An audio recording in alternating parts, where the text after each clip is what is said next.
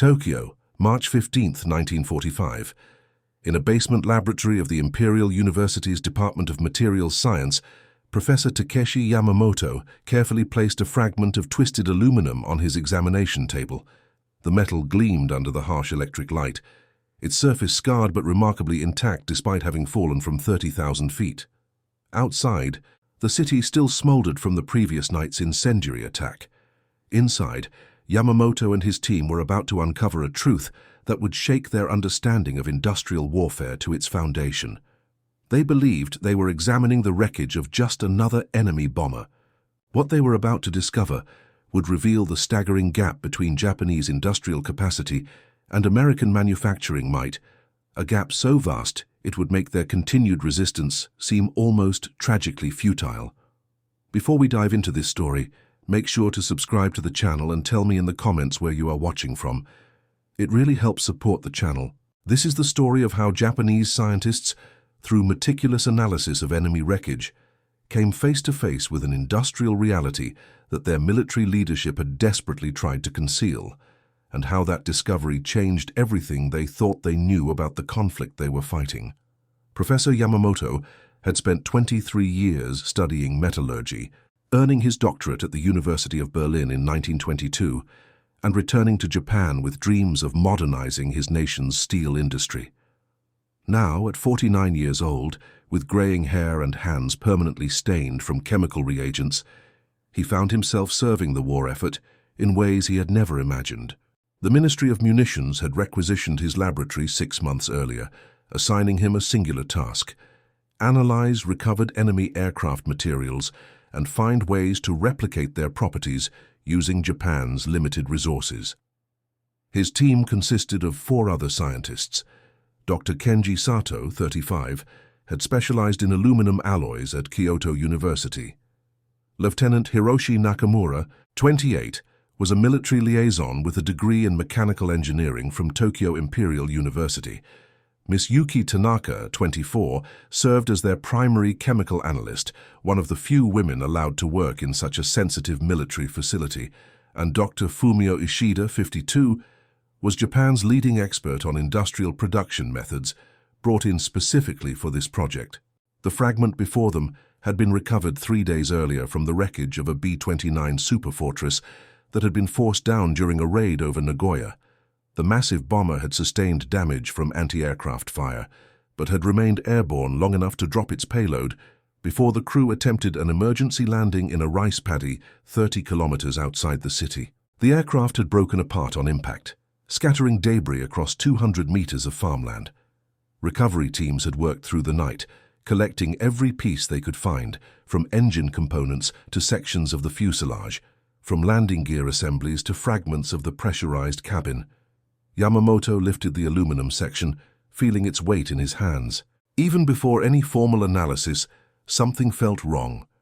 The metal was lighter than it should be, yet when he tried to bend it, even slightly, it resisted with unexpected strength. He set it down and reached for his calipers, measuring the thickness with precision. 2.3 millimeters.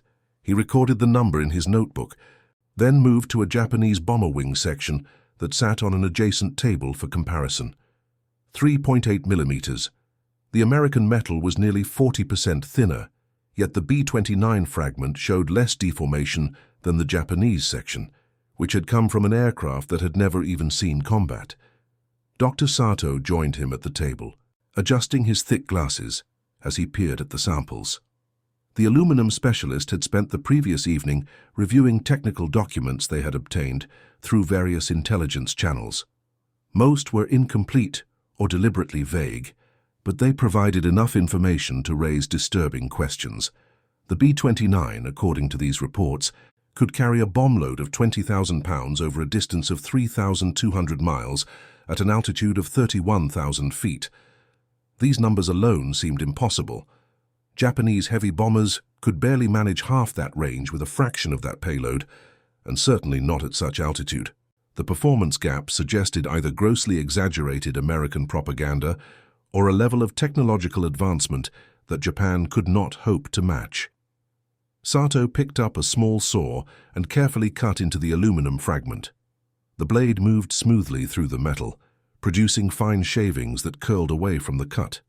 He collected these shavings in a glass dish, then moved to a spectrographic analyzer, a German-made instrument that was one of the laboratory's most prized possessions. The process would take several hours, but it would reveal the exact composition of the alloy, including every trace element present in quantities as small as 1 part per 10,000. While Sato prepared his analysis, Lieutenant Nakamura spread out photographs on a large drafting table. These images, taken by recovery teams, showed the crash site from multiple angles. The military liaison had spent his morning examining these photographs with a magnifying glass, noting details that others might miss. What struck him most forcefully was the sheer size of the aircraft. Even broken and scattered, the wreckage dominated the landscape. He had found measurements taken by the recovery team. Wingspan of 141 feet, length of 99 feet. For comparison, Japan's largest bomber, the G-8N Renzan, had a wingspan of 135 feet, but was a far less capable aircraft in every other respect. But size alone did not tell the full story. Nakamura had noticed something else in the photographs, something that sent a chill down his spine. The wreckage showed evidence of sophisticated systems that Japanese aircraft simply did not possess. Hydraulic lines of a complexity he had never seen. Electrical wiring in such abundance that it suggested systems beyond basic flight controls and navigation. Fragments of what appeared to be pressurization equipment, allowing the crew to operate at altitudes where Japanese fighters could barely function. And most disturbing of all, components that looked like they might be part of a remote-controlled defensive system, though he could not be certain without further examination. Miss Tanaka worked quietly at her station, preparing chemical tests that would reveal the heat treatment processes used on the aluminum. She had graduated top of her class, despite facing prejudice as a woman in a male-dominated field. The war had opened opportunities for her that would have been unthinkable in peacetime, though she recognized the bitter irony that it took national catastrophe to prove her capabilities. She handled the metal samples with practiced precision, noting how they responded to various reagents, recording observations that would later be compiled into comprehensive reports. Dr. Ishida, the industrial production expert, stood before a chalkboard covered in calculations. He was trying to reverse engineer the manufacturing process based on the physical properties of the metal. Aluminum production required enormous amounts of electricity, bauxite ore, and sophisticated refining facilities. Japan's aluminum output for all of 1944 had been approximately 270,000 tons. He had obtained, through a contact in military intelligence, an estimate of American aluminum production for the same year, 1,650,000 tons, more than 6 times Japan's output, and that figure did not account for what America's allies were producing. But even those staggering numbers did not fully capture the disparity. Ishida knew that Japan was desperately short of bauxite. The war had cut off access to supplies from the Dutch East Indies, forcing manufacturers to use lower-grade domestic ores that required more energy and produced inferior metal. Meanwhile, American industry had access to abundant bauxite from South America and was powered by hydroelectric facilities of a scale Japan could only dream of building. He wrote another number on the chalkboard, 60,000. That was his estimate of how many B-29s the Americans could potentially build if they devoted their full industrial capacity to the task. The actual number being produced was smaller, perhaps a few thousand, but the theoretical capacity was there. Japan, by contrast, was struggling to produce a few hundred modern aircraft per month, and quality control was deteriorating as experienced workers were drafted into military service and replaced with students and elderly volunteers. As evening approached, Sato completed his spectrographic analysis. The results appeared as a series of lines on photographic paper, each line corresponding to a specific element in the alloy.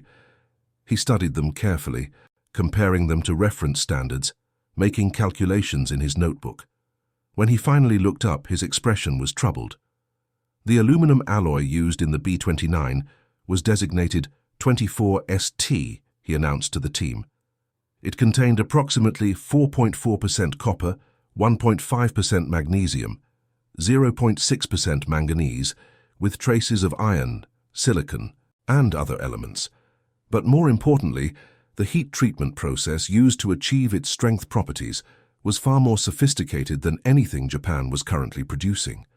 The Americans were using a process called solution heat treatment, followed by artificial aging, achieving strength levels that Japanese manufacturers could only approximate with thicker, heavier sections. Yamamoto listened to this report with growing concern. He asked Sato to estimate how much production capacity would be required to manufacture enough of this alloy for a fleet of B-29s. The aluminum specialist consulted his notes, made several calculations, then provided a figure that seemed almost absurd. A single B-29, he estimated, contained approximately 18,000 pounds of aluminum. If America was producing these bombers at a rate of, say, 300 per month, that would require approximately 2.7 million pounds of this specific high-strength alloy monthly, not counting all the other aluminum applications in American industry. Lieutenant Nakamura had been examining engine components recovered from the wreckage. The B-29 was powered by 4 Wright R3350 duplex Cyclone engines, each producing 2,200 horsepower. For comparison, the most powerful engine in Japanese service, used in late-model fighters, produced barely half that power.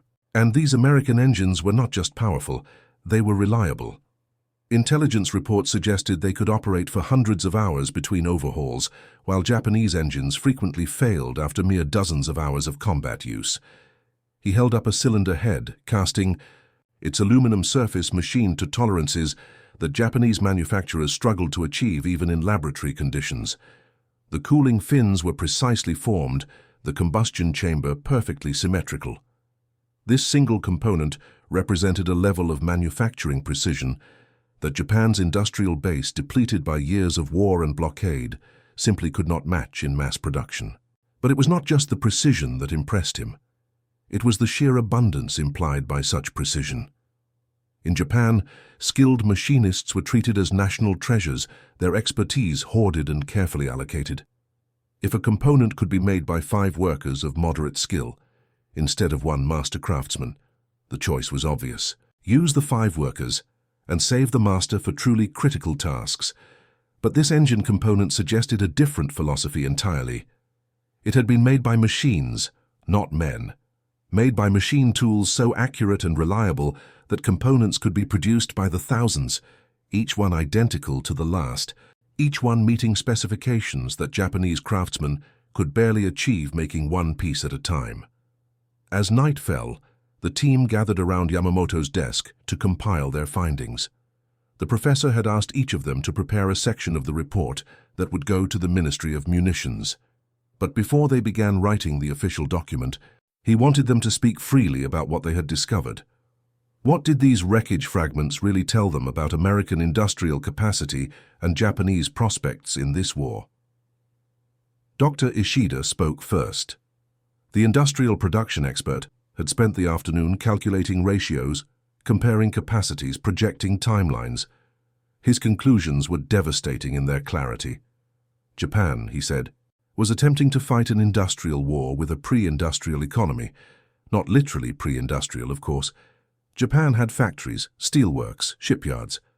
But the scale and sophistication of Japanese industry was perhaps equivalent to where American industry had been in 1915 or 1920. And the gap was widening, not narrowing, because American industry was not static. It was growing, improving, innovating at a pace Japan could not hope to match. He cited specific examples. The Willow Run plant in Michigan was producing B-24 Liberator bombers at a rate of 1 per hour at peak production.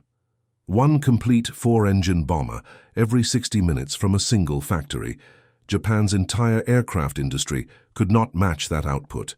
The Kaiser shipyards were launching Liberty ships faster than they could be targeted. American steel production for 1944 was estimated at 89 million tons. Japan's production was barely 7 million tons, and much of that was low-grade steel unsuitable for critical applications. But numbers alone, Ishida continued, did not capture the true nature of the disparity. It was not just that America could produce more. It was that America could produce better while producing more. The aluminum in the B-29 was superior to Japanese aluminum. The engines were superior to Japanese engines. The instruments, the hydraulics, the electrical systems all were superior. And this superiority was not the result of a few brilliant scientists or engineers. It was baked into the entire industrial system, from the mines that extracted raw materials, to the machine shops that fabricated components, to the assembly lines that put everything together. Miss Tanaka added her observations from a different angle. She had been analyzing not just the materials, but also the documentation recovered from the wreckage. Technical manuals, maintenance logs, even personal items belonging to the crew. What struck her was the casual abundance reflected in these materials. The manuals were printed on good quality paper, with clear diagrams and comprehensive instructions. They assumed a level of literacy and technical education among maintenance crews that Japanese forces could not match. The maintenance logs showed that components were replaced on fixed schedules, regardless of whether they had actually failed. This was preventive maintenance on a scale that seemed wasteful to Japanese sensibilities, where every part was used until it broke and then repaired rather than replaced. But this apparent wastefulness was actually a form of efficiency, she realized. By replacing components before they failed, the Americans reduced unexpected breakdowns. By training maintenance crews to a high standard and providing them with excellent documentation, they reduced the need for expert troubleshooters. By manufacturing components to such high precision, they made them interchangeable, so that a part from one aircraft could fit any other aircraft of the same type. Japan's maintenance system, by contrast, relied heavily on skilled craftsmen who could adapt and repair unique components, making each aircraft effectively a custom machine. Dr. Sato returned to the metallurgical analysis. He had been studying the failure points in the wreckage, the places where the aircraft had actually broken apart during the crash. What he found was revealing. The structure had failed along predictable lines, at joints and attachment points, exactly where stress analysis would suggest. This indicated that American engineers understood stress distribution and had designed the aircraft accordingly. But more than that, the failures were clean. The metal had not shattered or crumbled. It had deformed in a ductile manner, absorbing energy, protecting the crew compartment even as the aircraft broke apart. Japanese aircraft, Sato noted with some bitterness, did not fail so gracefully. He had examined wreckage from Japanese bombers and fighters, and too often he saw brittle failures, catastrophic breaks, structures that seemed to disintegrate rather than deform. This was partly due to inferior materials, partly due to design choices that prioritized lightweight over robustness, and partly due to manufacturing defects that Japanese quality control had failed to catch. Lieutenant Nakamura had one more observation, perhaps the most disturbing of all. He had been studying the defensive armament recovered from the B-29. The bomber carried 12 50 caliber machine guns in remote-controlled turrets. Remote-controlled. The gunners sat in pressurized compartments, looking through sighting stations, directing turrets by electrical servo mechanisms.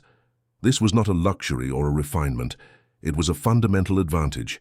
It meant the gunners could operate in comfort and safety while directing accurate fire. It meant the turrets could be placed for optimal fields of fire without regard to where a human gunner could physically sit. It meant the defensive system could be integrated and coordinated in ways that manual turrets could not match. Japanese bombers, by contrast, had manual turrets or simple flexible mounts. Gunners sat exposed to cold and wind, struggled to aim while wearing heavy flight suits and oxygen masks, and operated independently without coordination. The technological gap was not just about better guns or more ammunition. It was about a completely different approach to aircraft design, one that integrated human operators with machines in ways that maximized effectiveness while minimizing human discomfort and danger. Yamamoto listened to all of this with a heavy heart. He had suspected, from the moment he first held that aluminum fragment, that the analysis would reveal troubling truths. But hearing his colleagues articulate those truths so clearly and comprehensively was still deeply unsettling. He was a scientist trained to follow evidence wherever it led, and the evidence was leading to a conclusion that he knew would be unwelcome to the military authorities who would read his report. But there was still a question he needed to answer, a question that had been nagging at him all day. He asked it now, directing it to the group. Given what they had discovered, Given the enormous disparity in industrial capacity and technological sophistication, how had Japan managed to fight this war for 3.5 years? How had they achieved the early victories in 1941 and 42? How were they still resisting now in March of 1945? The question hung in the air for a moment before Dr. Ishida responded. The early victories, he suggested, were achieved through surprise, through tactical skill, through the courage of Japanese forces, and through the unpreparedness of their opponents.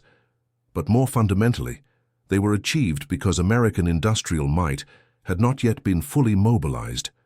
In 1941, America was still largely at peace, its factories producing automobiles and refrigerators, not tanks and aircraft. The Japanese military had attacked before that industrial giant was fully awakened.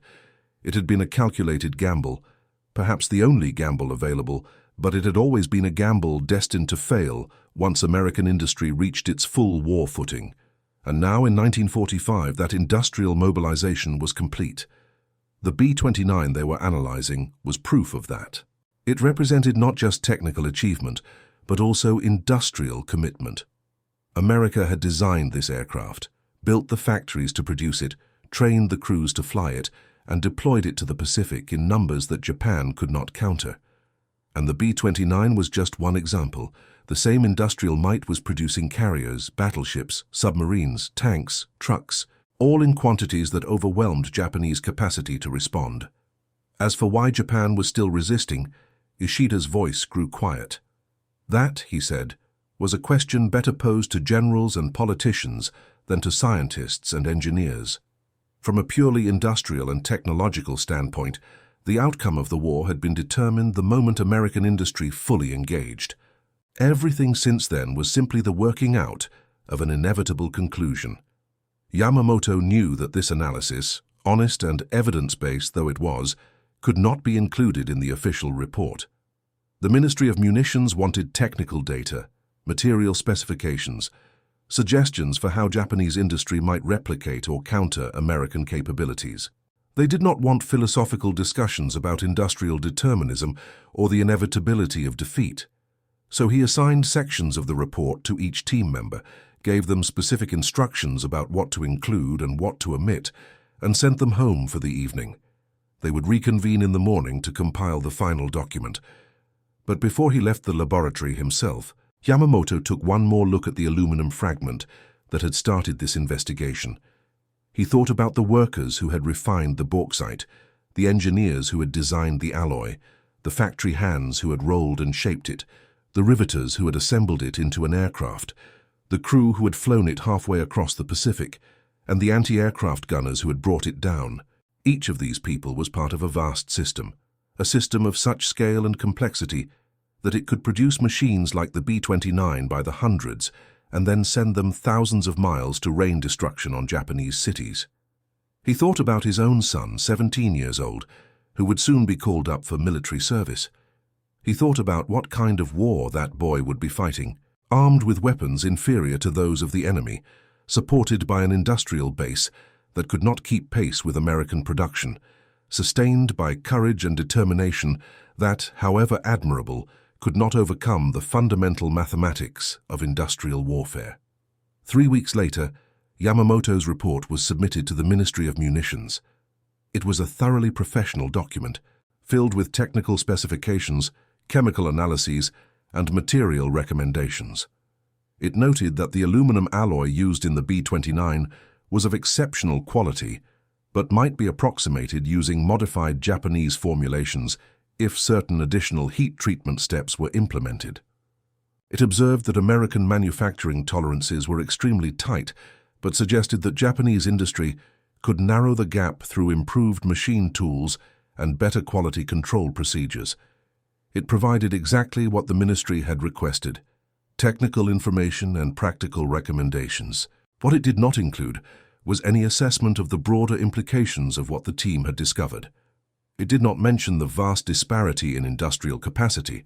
It did not discuss the impossibility of Japan matching American production. It did not raise questions about the rationality of continued resistance in the face of such overwhelming material superiority.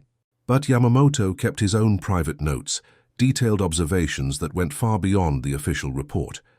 He recorded not just measurements and test results, but also his team's discussions, their conclusions about what the wreckage really meant for Japan's future.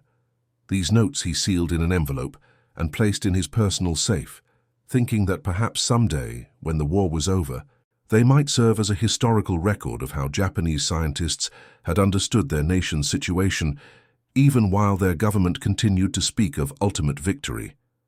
The bombing raids continued. More B-29s appeared over Japanese cities, flying so high that anti-aircraft fire rarely reached them, dropping incendiaries that created firestorms consuming entire neighborhoods. Each raid brought down one or two of the massive bombers, and each one was studied by technical teams like Yamamoto's, and each analysis reached essentially the same conclusions. The Americans possessed overwhelming industrial and technological superiority. They could sustain losses that would cripple Japan's air force. They could innovate and improve, while simultaneously producing in massive quantities. They could project power across the entire Pacific Ocean as if distance was merely an inconvenience rather than a fundamental constraint. In August of 1945, two B-29s carried out missions unlike any before, one over Hiroshima, one over Nagasaki, each carrying a single weapon that demonstrated a form of technological advancement that made all previous discussions of industrial disparity seem almost quaint. The war ended days later. Professor Yamamoto survived the war and returned to academic research, focusing on peaceful applications of metallurgy. In 1948, during a lecture to his students, he told them about the B-29 fragment he had analyzed in March of 1945. He explained how that single piece of aluminum had revealed truths about industrial warfare that his nation's leadership had either not understood or had chosen to ignore. He spoke of how modern war had become, fundamentally, a competition between industrial systems, and how the side with the more productive, more innovative, more efficient industrial base would inevitably prevail, regardless of courage, determination, or tactical skill. He pulled out the envelope from his safe and read to his students some of the observations his team had made that evening in March, when they had spoken freely about their findings. He shared Dr. Ishida's analysis of production ratios, Ms. Tanaka's insights about maintenance philosophy, Dr. Sato's observations about material quality, Lieutenant Nakamura's notes on technological integration. And he explained how all of these separate observations had pointed to a single overarching truth. Japan had attempted to fight an industrial war without an industrial base capable of sustaining the effort. One student, a young woman who reminded Yamamoto of Miss Tanaka, asked him if knowing this truth earlier would have changed anything. Could Japan have avoided the war if its leaders had understood the industrial realities, or would they have pursued the same course regardless? Driven by considerations that transcended mere material calculation, Yamamoto considered the question carefully before responding. Knowledge, he said, was necessary, but not sufficient for wise action. His team had uncovered the truth in March of 1945, but similar truths had been available to anyone who cared to examine the evidence from much earlier in the war. The industrial statistics were not secret. The performance characteristics of American aircraft and ships were well documented. The gap between Japanese and American production capacity was obvious to anyone who looked. But knowing a truth and acting on that knowledge were very different things.